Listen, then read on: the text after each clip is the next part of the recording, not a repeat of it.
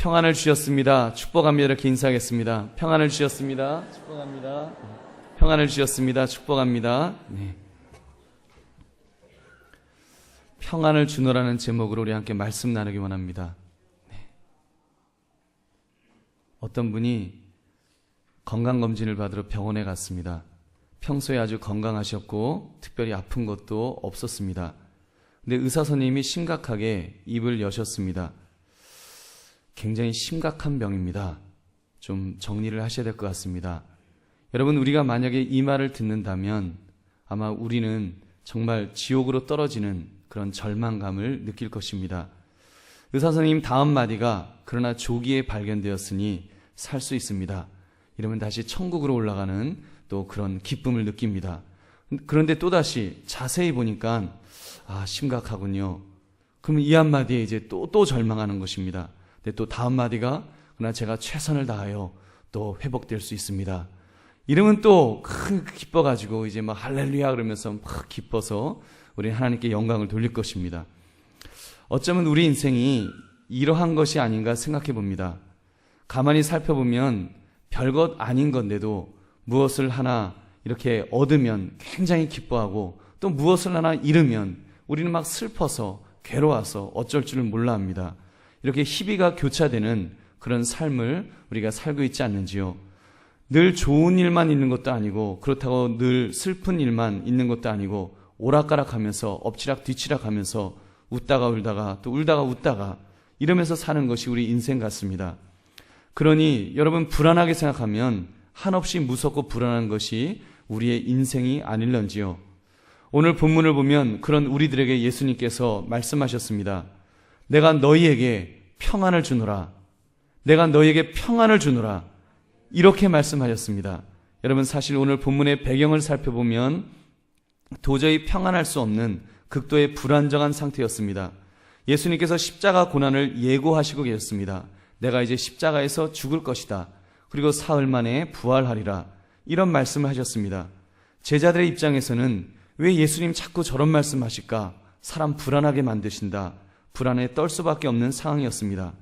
그런데 주님은 그런 제자들을 향해서 또 우리를 포함하여 내가 너희에게 평안을 주노라고 말씀하십니다. 여러분, 이 아침에 우리가 이 말씀을 붙들기를 바랍니다. 저와 여러분이 어떤 형편, 어떤 처지에 있는지는 모르지만 주님의 말씀 평안을 주노라는 이 말씀이 바로 나에게 주시는 말씀으로 붙드시고 이 말씀 가지고 또 은혜 받고 힘을 얻으시는 저와 여러분 되시기를 주님의 이름으로 축원합니다. 첫 번째, 주님의 평안은 근심거리 안에서도 누릴 수 있는 평안입니다. 우리가 보통 기대하는 평안과 평안한 상태는 어떤 상태를 말합니까? 아무런 어려움, 고통, 괴로움이 없는 상태, 즉 마치 무균 상태, 무중력 상태처럼 더없이 평안한, 파도 한 점 없는 잔잔한 상태를 기대합니다. 그러나 실상 그런 상태가 여러분 계속 지속될 수가 있을까요? 여러분, 잔잔하면, 아주 잔잔하면 평안하십니까? 저처럼 약간 삐딱한 사람들은 그런 잔잔함, 평안함은 오히려 숨막히는 긴장으로 느껴집니다. 제게는 그 평안한 상태를 누리기보다는 누군가가 돌을 던지면 어떻게 하나? 군대에 있을 때 그랬거든요. 뭐 좀 평안하면 때가 됐는데 고참이 이제 집합해서 몇 대 때릴 때가 됐는데 이런 괜 그 불안함, 마치 태풍의 핵처럼 중심에는 화창한 날씨가 있는 것과 같은 그런 원리로 느껴집니다. 여러분, 왜 그렇습니까? 이 세상은 완전한 세상이 아니기 때문입니다. 아담과 하와의 타락 이후에 죄악이 이 땅에 관영해 있습니다. 죄악의 저주가 흐르고 있고요. 공중 권세 잡은 자 사단이 최후의 발악을 하며 힘을 쓰는 세상이 바로 이 세상입니다. 일반 은총 속에 악인이 선인과 함께 단비를 맞을 수 있다면 마찬가지로 우리 착한 사람도 악인과 함께 죄악의 저주를 받을 수 있는 세상입니다. 한마디로 불완전한 세상이요, 부조리한 세상이요, 눈물과 고통과 아픔이 있는 세상입니다. 그런 중에 전혀 어려움이 없는 평안을 기대한다는 것은 어쩌면 이 땅에 발을 디디고 사는 한 불가능할지도 모릅니다. 그러므로 예수님이 말씀하신 평안은 그런 것이 아닙니다. 예수님이 주시는 평안은 근심과 걱정거리가 있는 세상, 이 땅에 발을 디디고 사는 우리들에게 특별하게 주시는 은혜인 줄로 믿습니다. 한마디로 근심거리 안에서 누릴 수 있는 평안입니다. 본문을 보면 너희는 마음에 근심하지도 말고 두려워하지도 말라라고 하셨습니다. 이 말씀은 근심할 일이, 두려워할 일이 없다는 말이 아닙니다. 예수 믿는 사람들에게도 두려워할 일, 근심거리들이 있습니다. 여러분 그거 아십니까? 근심거리가 있습니다. 여러분 이 말씀이 어떤 분에게는 좀 위로가 될 것입니다. 아마도 어떤 분들은 나에게 왜 이런 고통이 있습니까? 하나님이 나를 미워하시는가요? 하나님의 은혜에서 나만 버림받은 것 아닙니까? 이런 질문이 터져 나올지도 모릅니다. 여러분 아닙니다. 이 땅에 살아가는 한 여러분 우리 모두는 죄악의 저주 아래서 근심과 고통을 경험할 수가 있습니다. 그래서 주님은 우리에게 평안을 주실 때 모든 근심거리들을 제거해 주시마라고 말씀하지 않으셨습니다. 근심거리 안에서 평안을 누릴 수 있는 방법을 알려주신 것입니다. 마태복음 11장 28절부터 30절은 여러분 너무나도 유명한 말씀입니다. 수고하고 무거운 짐진 자들아 다 내게로 오라 내가 너희를 쉬게 하리라. 여러분 근데 보십시오. 나는 마음이 온유하고 겸손하니 나의 멍에를 메고 내게 배우라. 그리하면 너희 마음이 쉼을 얻으리니 이는 내 멍에는 쉽고 내 짐은 가벼움이라 하시니라. 아멘. 그렇습니다. 여러분 주님은 우리를 쉬게 해주십니다. 그러나 그 쉬게 하는 방법이 무엇인가요? 무거운 짐을 다 없애주시겠다. 그래서 완전히 아무것도 없는 상태, 그 상태로 만들어주신다라고 말씀하지 않으셨습니다. 주님은 나의 멍에를 메고 내게 배우라고 하셨습니다. 즉 주님의 멍에를 메는 법을 가르쳐 주시겠다고 말씀하신 것입니다. 그 멍에는 가볍고 쉽다라고 하셨습니다. 여러분 오늘 이 시간에 우리가 그 쉼을 얻을 수 있기를 바랍니다. 그 평안을 받아 누릴 수 있기를 바랍니다. 그러한 은혜가 있으시기를 주님의 이름으로 축원합니다. 두 번째, 평안은 받는 것입니다. 평안을 너희에게 끼치노니 곧 나의 평안을 너희에게 주노라. 여러분 얼마나 위로가 되고 힘이 되는 말씀입니까? 주님께서 주님의 평안을 남겨놓으시고 주신다라고 말씀하십니다. 그런데 자칫 많은 사람들이 이 평안을 오해하곤 합니다. 평안을 자기 최면쯤으로 생각합니다. 잘 될 거야, 잘 될 거야, 나는 잘 될 수 있어. 이렇게 자꾸 최면을 걸으라고 말합니다. 그러면 안 될 일도 저절로 풀린다. 이런 말입니다. 타종계에서도 보면 자기를 비우라고 주문을 합니다. 면벽을 하면서 자기 수양을 쌓으면 무아의 경지에 이르러 평안한 상태를 얻는다. 이런 이야기입니다. 그런데 과연 그럴까요? 여러분 그 평안이 진짜 평안일까요? 여러분 평안이라고 하는 것, 흥분되어 있던 상태에서 좀 안정을 되찾는 것, 이 정도의 것을 말하는 것이 아닙니다. 만약에 그런 평안이라면 그러면 한잔하면 좀 평안해지지 않겠습니까? 아니면 신경 안정제 먹으면 더 평안해지지 않겠습니까? 그러나 그러한 평안이 진정한 평안일까요? 아침마다 억지로 우리가 웃으면서 나는 평안해, 자 평안하자, 평안하자 이렇게 하면 평안할 수 있을까요? 여러분 있을까요? 웃음은 좋습니다. 웃음은 좋습니다. 그러나 연구에 의하면 진짜 웃음은 흉내낼 수 없다고 말합니다.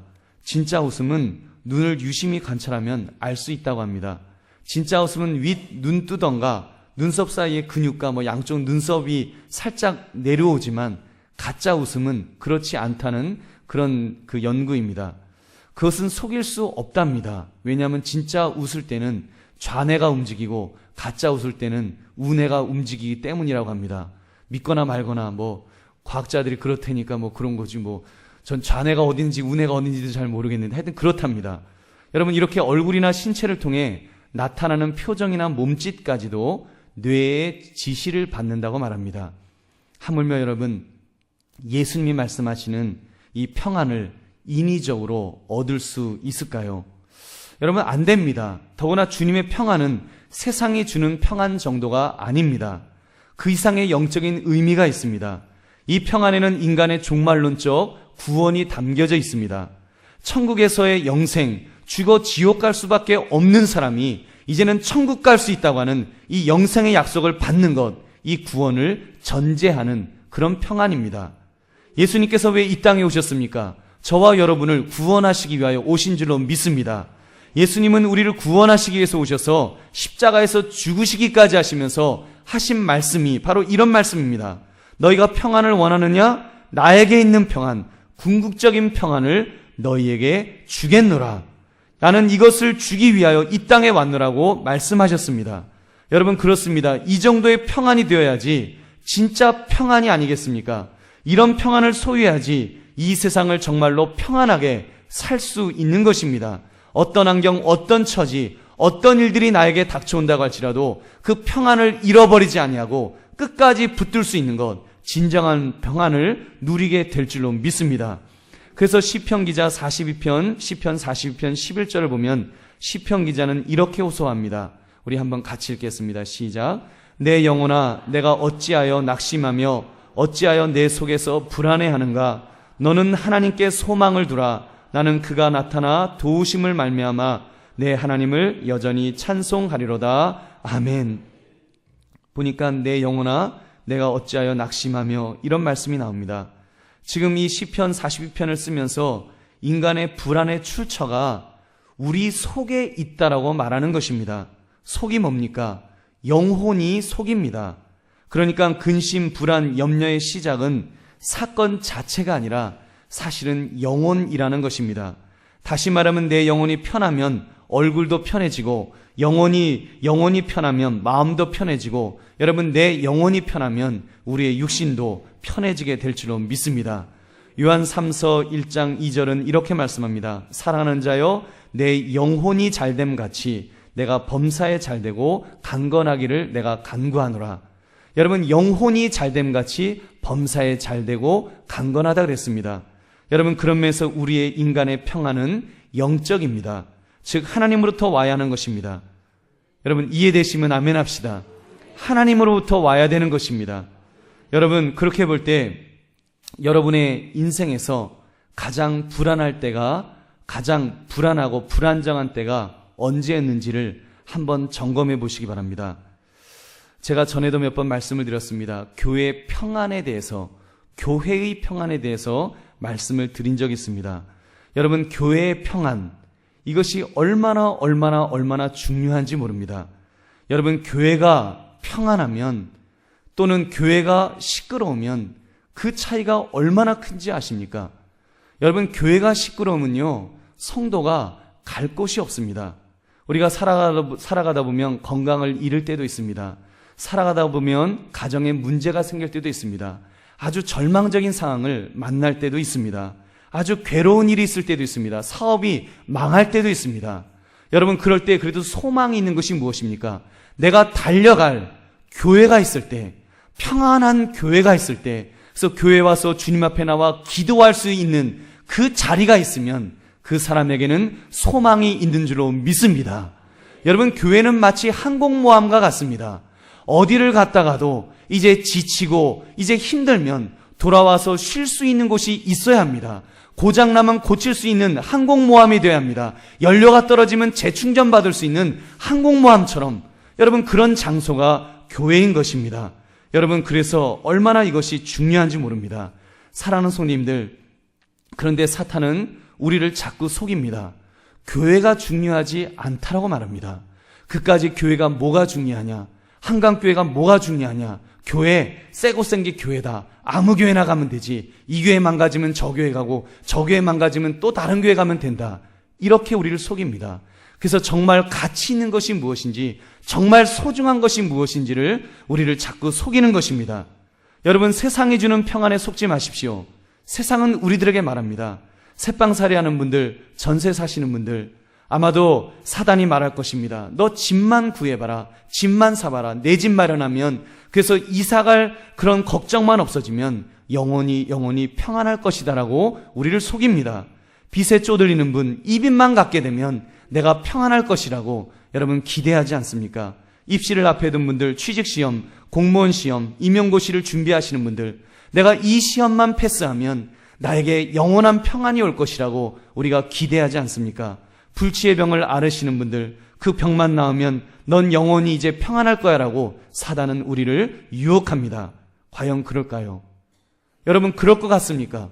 정말 그 문제만 해결되면, 지금 있는 그것만 해결되면 영원한 평안이 나에게 지속될 수 있을 것 같습니까? 여러분, 아닙니다. 여러분, 제가 한번 질문해 보겠습니다. 건강하십니까? 건강하십니까? 네, 자신이 없으시죠, 이제? 언제까지 건강하실 것 같습니까? 언젠가 우리가 건강검진 받으러 갔는데 의사 선생님이 중병에 걸렸다는 진단을 안 받을 자신이 있으시냐는 것입니다. 어떤 병은 아무런 증상도 없대요. 아무런 원인도 없대요.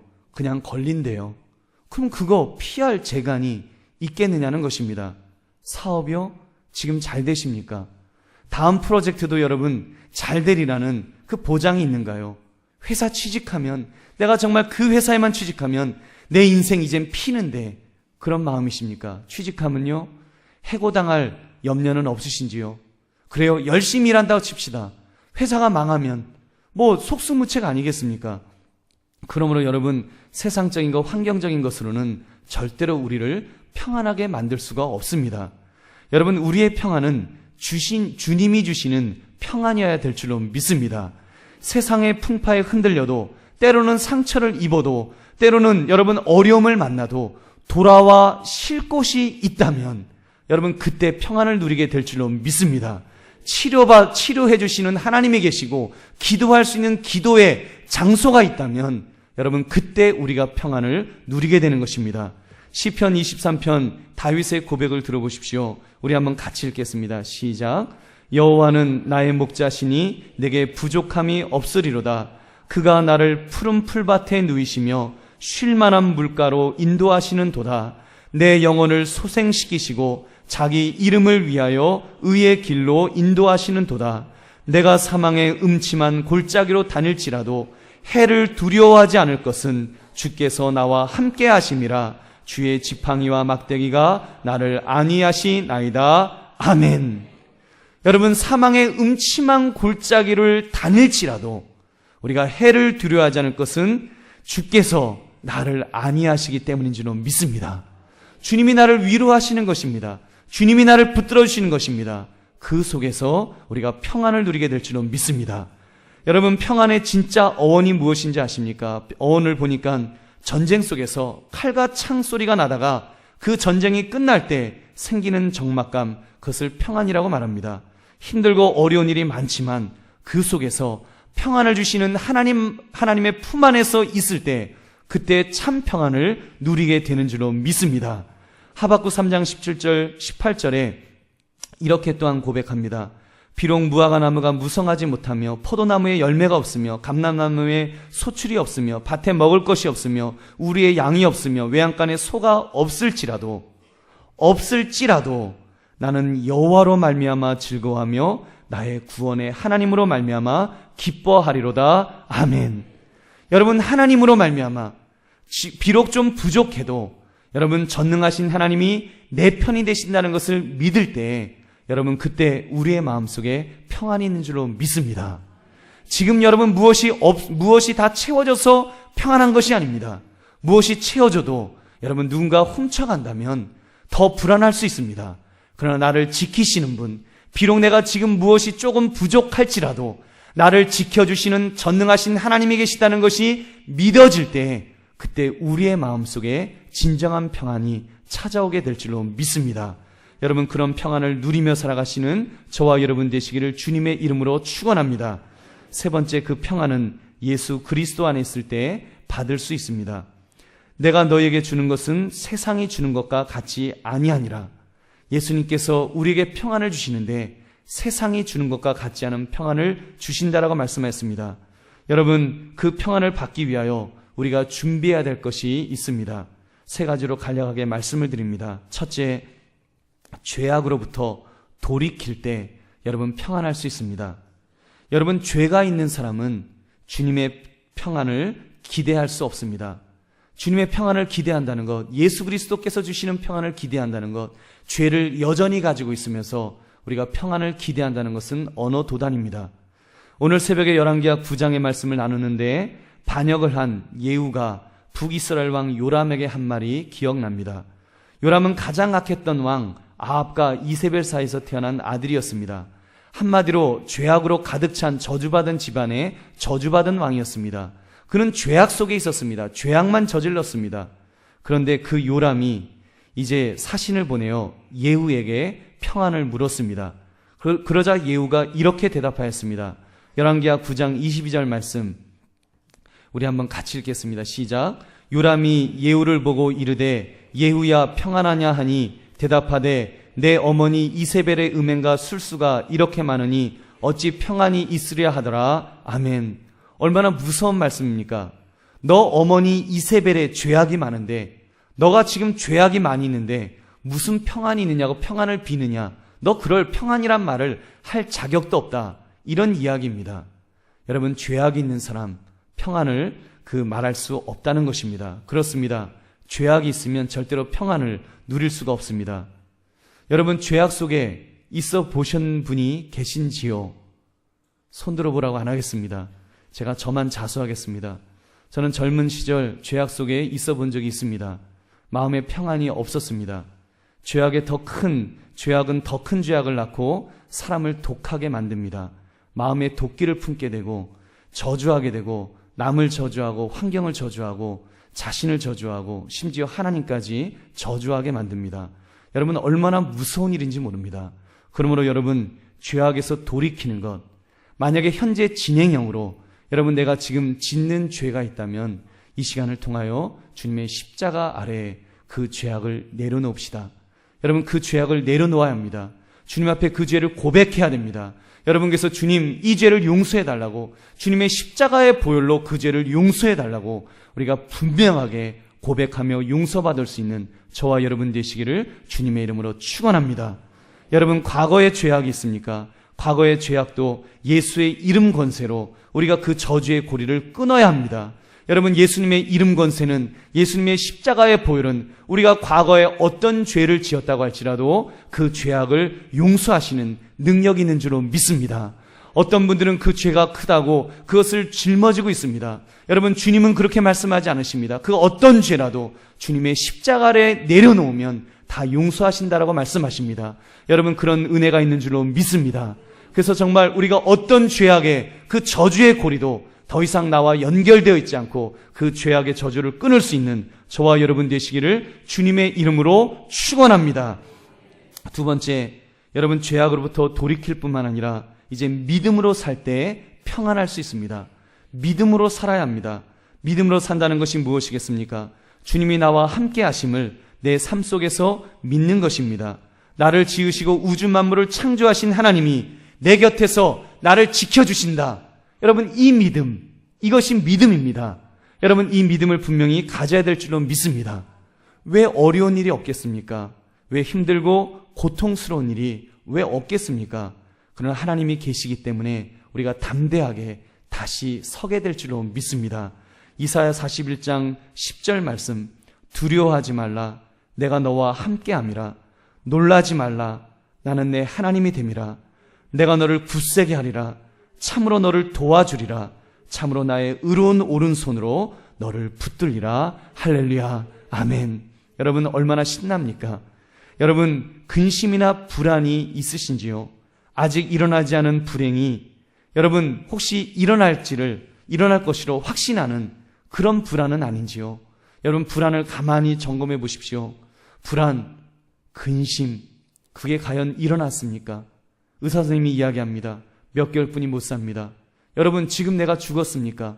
그 일이 일어났는가요? 아직 일어나지 않았어요.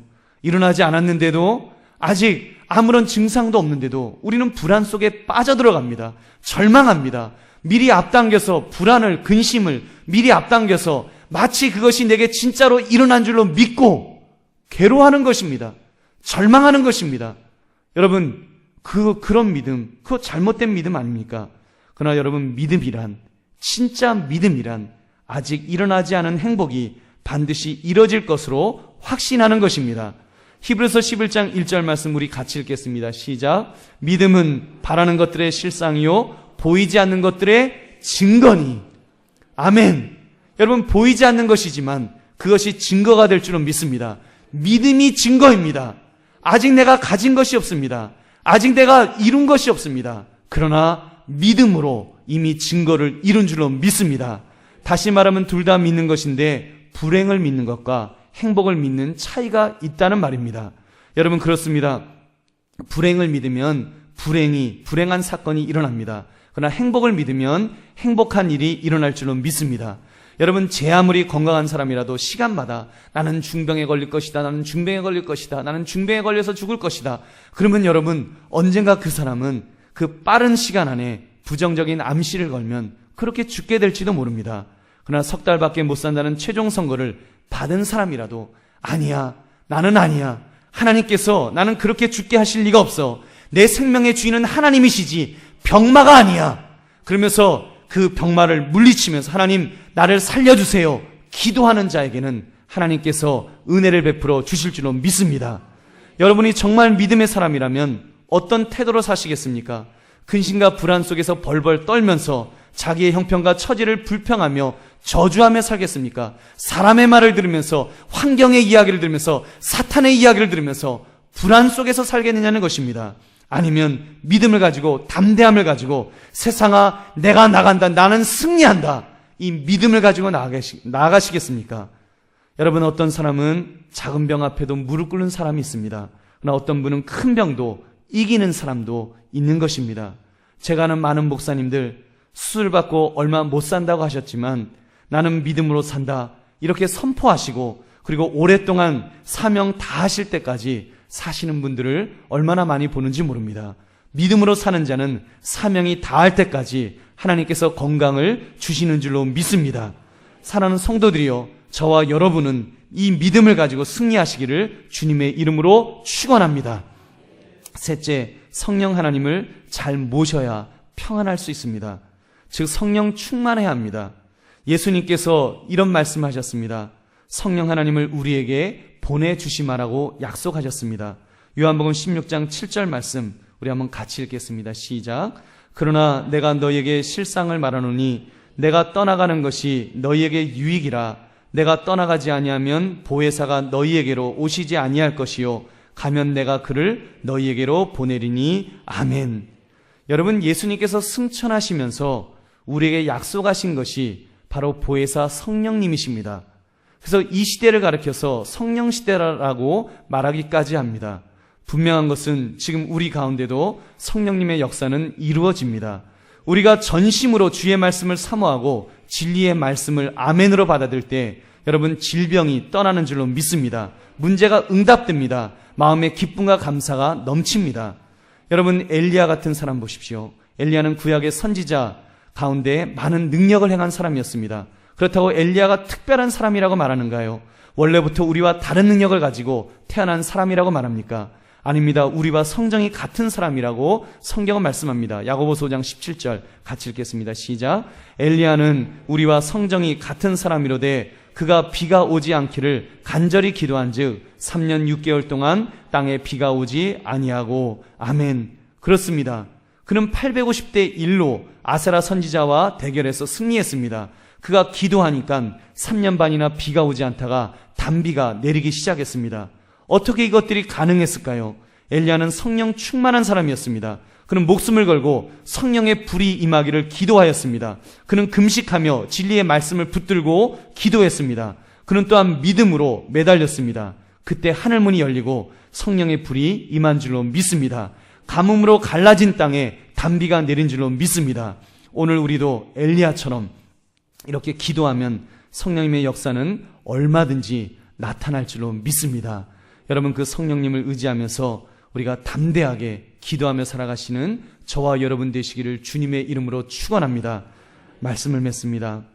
사랑하는 성도들이여, 지금 오늘 이 시간을 통해서 우리가 참으로 우리 자신들을 돌아볼 수 있기를 바랍니다. 여러분, 이 세상이 얼마나 불안한 세상입니까? 정말 얼마나, 여러분, 뭘 믿고 우리가 살겠습니까? 지금 이북이 김정은 어쩌고 해서 언제 그 정권이 어떻게 될지 우리 불안 속에 있지 않습니까? 언제 백두산 천지연이 폭발할지 모른다는 그런 이야기도 듣습니다.